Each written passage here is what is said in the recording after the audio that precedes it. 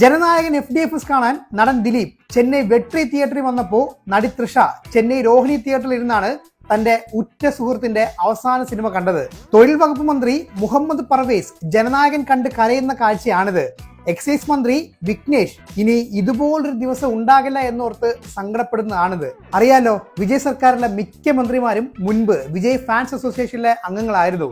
അതുകൊണ്ട് തന്നെ CM വിജയ് അവരോട് പറഞ്ഞത്, നിങ്ങളൊക്കെ ഇപ്പോൾ ഉത്തരവാദിത്തപ്പെട്ട പൊസിഷനിൽ ഇരിക്കുന്ന ആൾക്കാരാണ്, അതുകൊണ്ട് പഴയ പോലത്തെ ആഘോഷങ്ങളൊന്നും വേണ്ട എന്നാണ്. പക്ഷെ അതിന് മന്ത്രി വിഘ്നേഷ് മറുപടി പറഞ്ഞത്, അതൊക്കെ ശരിയാണ്, പക്ഷേ ആ ഒരു 3 മണിക്കൂർ ഞങ്ങൾ പഴയതുപോലെ തന്നെ ആയിരിക്കുമെന്നാണ്. നടി കീർത്തി സുരേഷും നടൻ രവി മോഹനും ചെന്നൈ വെട്രി തിയേറ്ററിൽ തന്നെയാണ് സിനിമ കണ്ടത്. മന്ത്രിമാരുടെയും MLA മാരുടെയും ഒഴുക്ക് തന്നെയായിരുന്നു തിയേറ്ററിലേക്ക്. CM വിജയ് ഉൾപ്പെടെ 4 മന്ത്രിമാർ ഈ സിനിമയിൽ അഭിനയിച്ചു എന്നതും മറ്റൊരു പ്രത്യേകതയാണ്. ജനനായകൻ റിലീസിന്റെ ഭാഗമായി ബിരിയാണി വിതരണവും ലഡു വിതരണവും ഒക്കെ സംഘടിപ്പിച്ചിട്ടുണ്ടായിരുന്നു.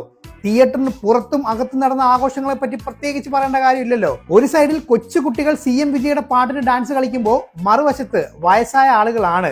ചെന്നൈ രോഹിണി തിയേറ്ററൊക്കെ നിന്ന് കത്തി എന്ന് വേണം പറയാനായിട്ട്.